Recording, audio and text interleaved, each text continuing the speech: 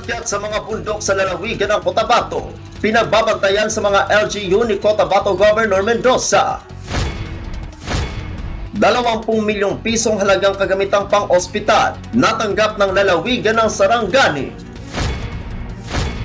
At lungsod ng Tacurong, ika-35 sa most competitive sa mga component city sa buong bansa, ilang parangal nakuha. Yan ang ulo ng mga balita sa Soxurgen Headliners.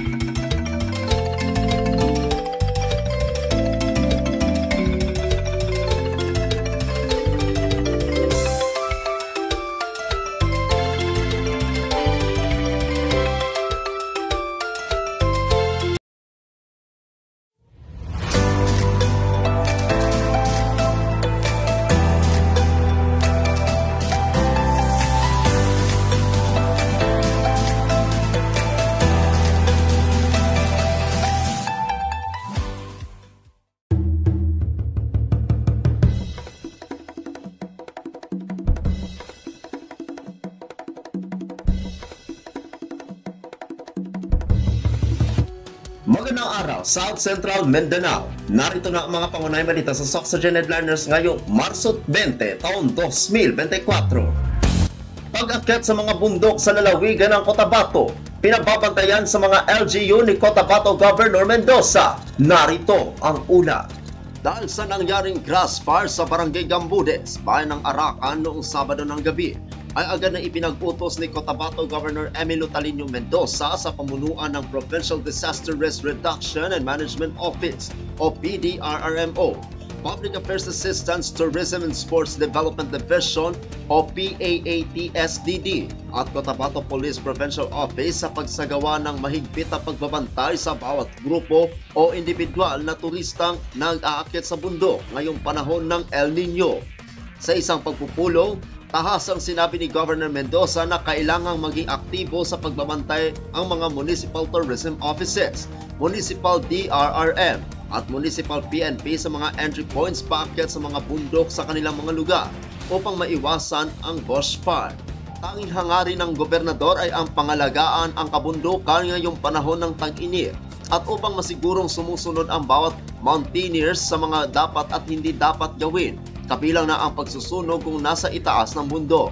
Habang ipinag-utos naman ni Governor Mendoza kay PDRRM Head Arnulfo Villaruz na isa-ilalim sa orientasyon ng mga volunteer responders ng mga barangay na nakapagtapos ng 15-day capacity training ng lalawigan upang maging katuwang sa kampanya kontra El Nino ng lokal na pamahalaan. Ako ang inyong kaibigang Apolinario Terry Valencia para sa Soxurgen Headliners.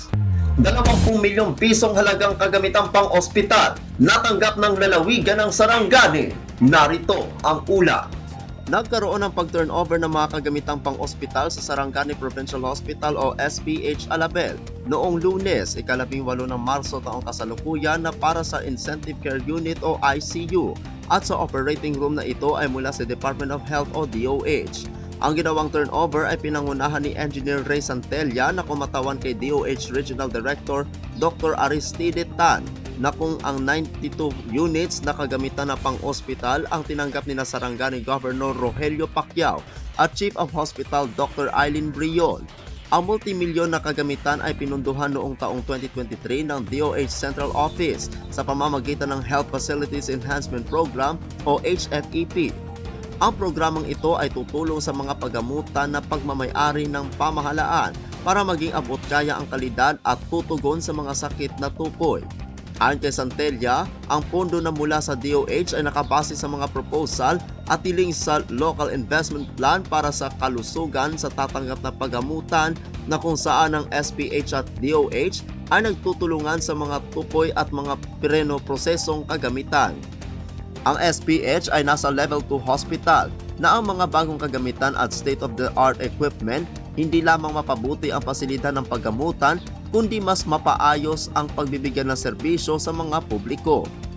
Dagdag pa ni Dr. Brion ang mga mechanical beds sa mga pribadong paggamutan na nasa residential suite room sa Sarangani ang mga pasyenteng nangangailangan ay makakaranas nito ng parehong komportable.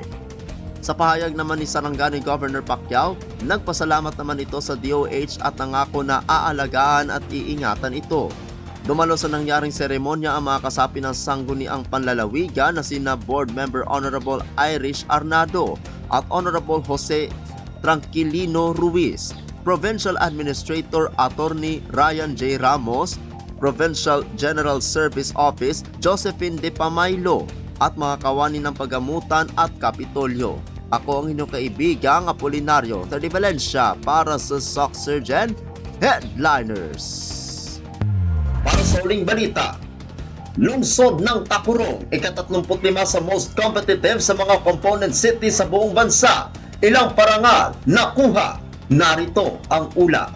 Personal na tinanggap ni Tacurong City Mayor Joseph George L. Lechoncito, MDDPA, ang parangal na iginawa ng Department of Trade and Industry Regional Office 12 o DTI 12 sa lungsod ng Tacurong bilang ranking number 35 sa overall most competitive component city sa 114 na component city sa buong bansa sa 2023 Cities and Municipalities Competitiveness Index o CMCI. Ang parangal ay ibinibigay sa Regional Creative Cities and Municipalities and Competitive Congress and 2023 CMCI Awarding noong ika-12 ng Marso taong kasalukuyan sa The Farm at Carpenter Hill sa lungsod ng Coronadal. Nakuha ng lungsod ang 4 na parangal, pang-15 sa Innovation Pillar, pang-24 sa Government Efficiency, pang-42 sa Economic Dynamism Pillar, at pang-49 sa Resiliency Pillar. Kasama ng alkalde ay sina Leila S. Gulmayo Pelaez, MDMG, Ledipo at Emmanuel K. Nicolo, CPA Ledipo Technical Staff.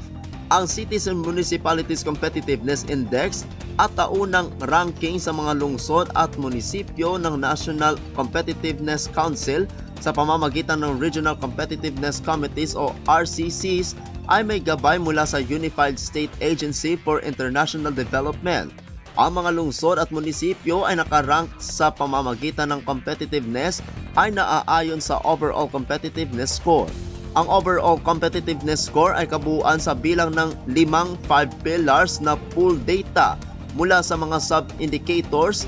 Ang 5 pillar ay ang mga sumusunod: Economic Dynamism, Government Efficiency, Infrastructure Resiliency at Innovation. Ang mga bilang ay malalaman mula sa actual data maging sa kumpleto na pinasa ng data. Ang may mataas na bilang na lungsod at munisipyo ay mas kompetitibo ito. Ako ang inyong kaibigang Apolinario Tadi Valencia para sa Sock Surgeon Headliners.